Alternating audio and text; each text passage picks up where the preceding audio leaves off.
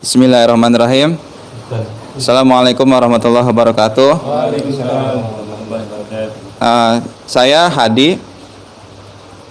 Ada suatu hal yang ingin saya sampaikan terkait Tanyakan. yang saya tanyakan kepada mujiz kita JRA, yaitu mengenai interaksi kita saat kita melakukan ruqyah. Tahu-tahu kan pasti yang kita ruqyah itu yang terindikasi sihir dikirim oleh seorang tukang santet. Nah, yang saya tanyakan, bagaimana menurut pandangan Gus Ama kalau orang tersebut menjadi tukang santet, walaupun dalam tanda kutip tukang santet itu kan dibayar untuk menafkahi keluarganya, ataupun tukang santet itu memang hobinya nyantet. Bagaimana pandangan Gus Ahmad tentang hal tersebut? Terima kasih. Assalamualaikum warahmatullahi wabarakatuh. Langsung jawab Gus ya? Langsung jawab. Langsung. Baik. Ini saya sholatnya di jamak, jimaknya di kosor loh ya. Jadi. Baik. Para sahabat yang dimuliakan Allah. Jadi saya di dalam kitab Fathul Bari halaman 243 itu disebutkan babul kahanah. Kahanah bisa dibaca kihanah, bisa dibaca kahanah. Kuhnah, boleh semua. Itu adalah id'a'ul alimul ghaibi kal ikhbari bima sataqa'u fil ardi ma'al istinadu ila sabab. Jadi seseorang yang mengaku dapat melihat sesuatu yang akan terjadi, yang gaib, yang sesuatu yang akan terjadi di bumi ini, di peristiwa-peristiwa, dan dia mengetahui sebab-sebabnya. Wal aslu fi istiqraqil jinni as-sam'i min kalamil malaikah. Tapi sebenarnya itu adalah jin yang menguping. Jadi dia punya khodam, jinnya menguping dari malaikat, pembicaraan malaikat saja. Jadi intinya adalah, makanya di sini ada kalimat. Jadi ada beberapa istilah yang di Islam itu dilarang. Pertama yaitu kahin atau dukun. Dan masuk dari kahin itu, kahanah itu adalah dia bisa menginformasikan hal-hal yang gaib. Dan gaib yang di sini adalah bukan gaib mutlak. Gaib mutlak nggak ada yang tahu. La ya'lamul ghaiba illallah. Yaitu sesuatu yang akan terjadi, yang gaib, yang seandainya dia beritahu, orangnya jadi gak beriman kepada Allah. Jadi dia menghalang-halangi orang beriman kepada Allah, beriman takdir Allah. Yang kedua adalah ada istilah namanya sahir, penyantet.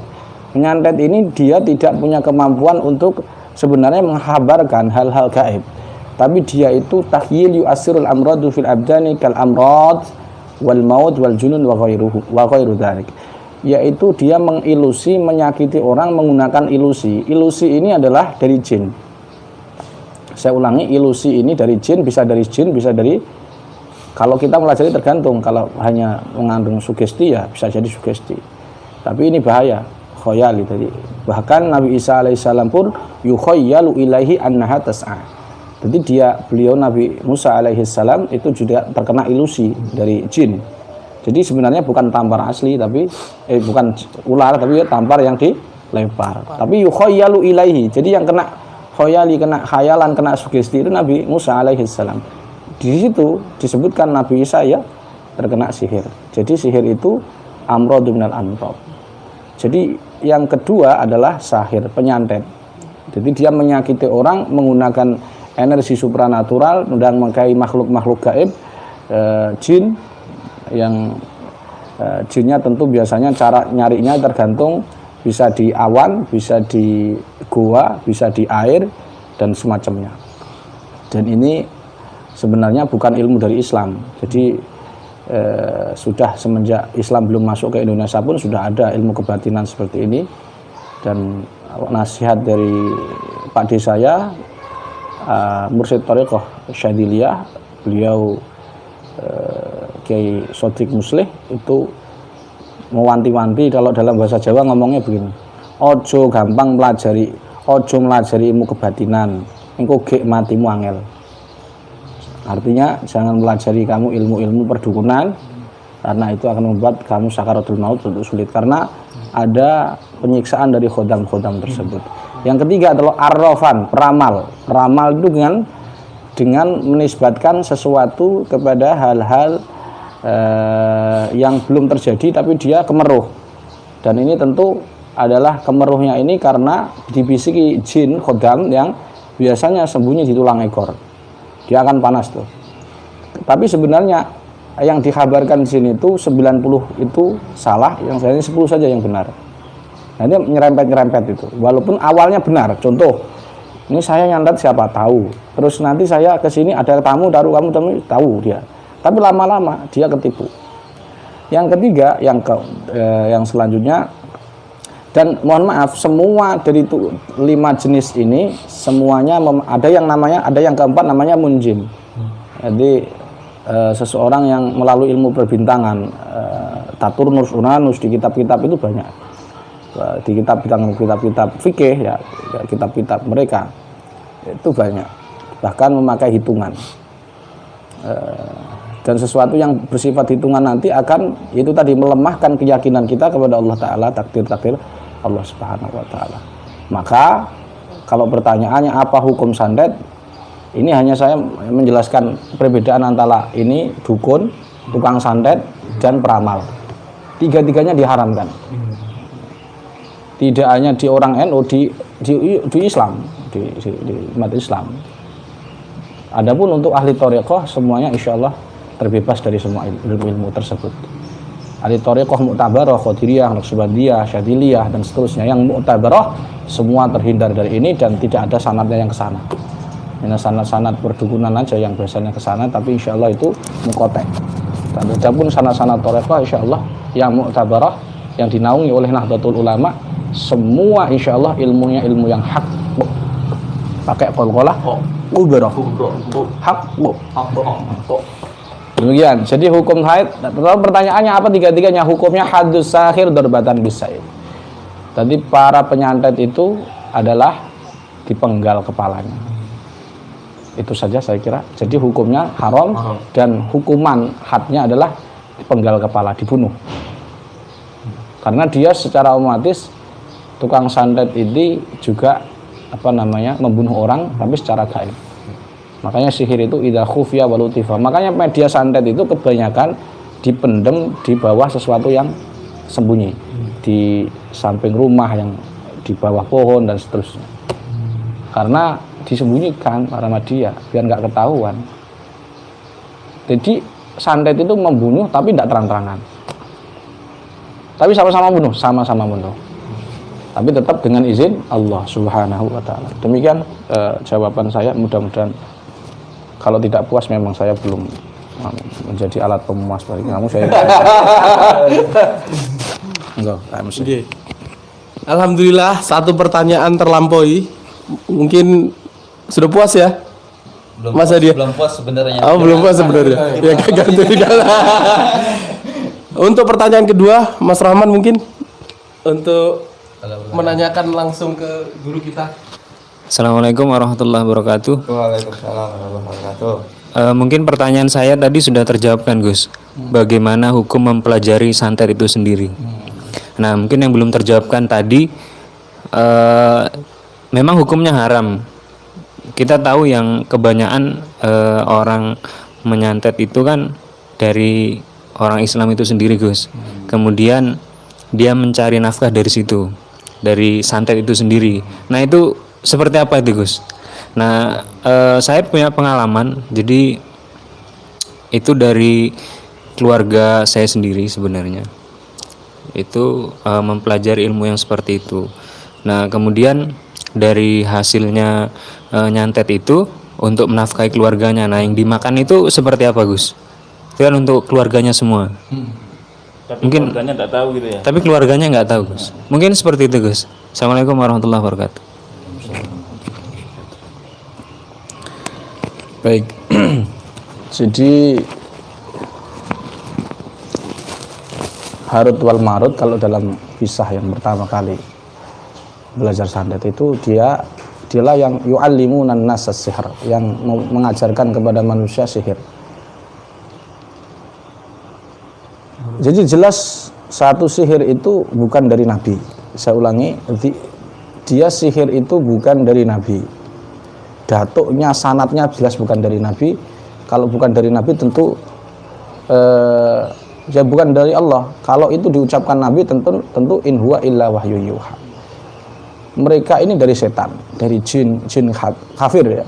Baik jin yang hidup di sama'ud dunia, di langit-langit dunia. Ya, jin toyar yang kita kenal dengan istilah jin toyar. Kalau ngerasuk manusia itu dia akan gedek. Ini biasanya jin toyar. Sebenarnya tidak ada jin itu kuat. Yang paling kuat itu sebenarnya istri kita sendiri. Apa buktinya? Buktinya adalah ketika peruqyah ngeruqyah santet pulang nggak dibuka pintunya, dia akhirnya tidur di depan rumah. Itu padahal habis naklukkan santet tingkat provinsi. Jadi sebenarnya kamu jangan heran terhadap santetmu, santet dukun. Mestinya kamu heran pada istrimu. Bisa. Nah, harus mendambakan istri daripada mendambakan santet. Kembali kepada permasalahan. Jadi yang mengajarkan santet itu setan, jin kafir, ketuanya ya Harut Marut dan seterusnya. Adapun untuk mempelajari itu malah di kitab Az-Zawajir An-Iqtira fil Kabair, ini saya pernah ingat. Jadi beliau itu Syekh Fakhrur Razi dalam kitabnya dalam kitab Az-Zawajir An-Iqtira fil Kabair itu juz 2 di sini disebutkan halaman 168.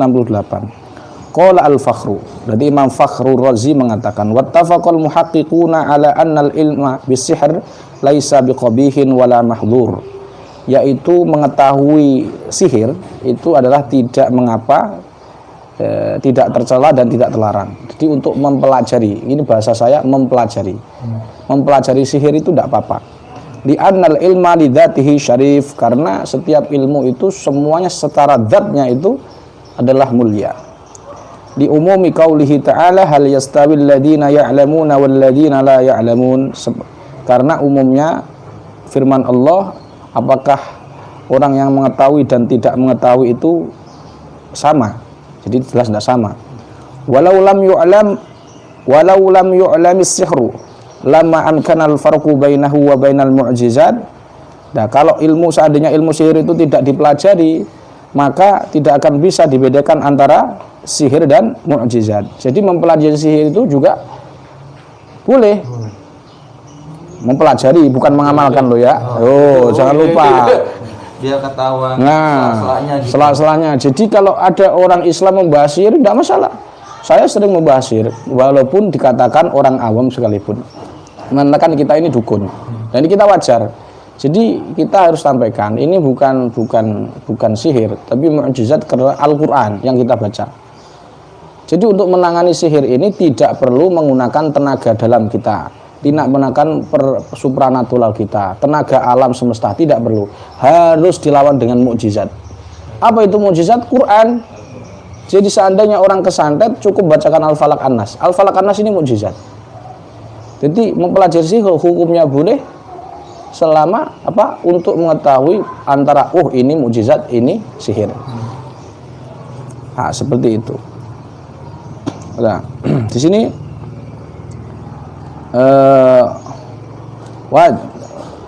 sebutkan mukjizat wal ilmu yakunul mu'jizat mu'jizan wajib wa ma yatawaqqaful wajib alaihi fahuwa wajib. Maka sedangkan mengetahui keberadaan mukjizat itu hukumnya wajib, maka dapat disimpulkan bahwa fahadha yaqtadi ay yakuna mahsulul ilm bisihrin wajib. Jadi mempelajari ilmu sihir itu hukumnya wajib. Saya ulangi, mempelajari ilmu sihir itu hukumnya wajib. Nah, yang menyantet hukumnya haram. Menyihir juga haram. Yang mempelajari itu wajib. Jadi belajar ruqyah, belajar tanasir wajib menurut Fakhrur Razi. Nah, begitu. Jadi kalaupun ada pun menyantet itu sudah hukum awal tadi saya sampaikan. Tadi kan pertanyaannya mempelajari sihir itu bagaimana? Maka hukumnya wajib. Setiap orang Islam wajib supaya apa? Bisa membedakan antara ini sihir, ini mukjizat. Al Falak An-Nas itu mujizat loh. Kita nggak usah mengeluarkan tenaga dalam, cakra,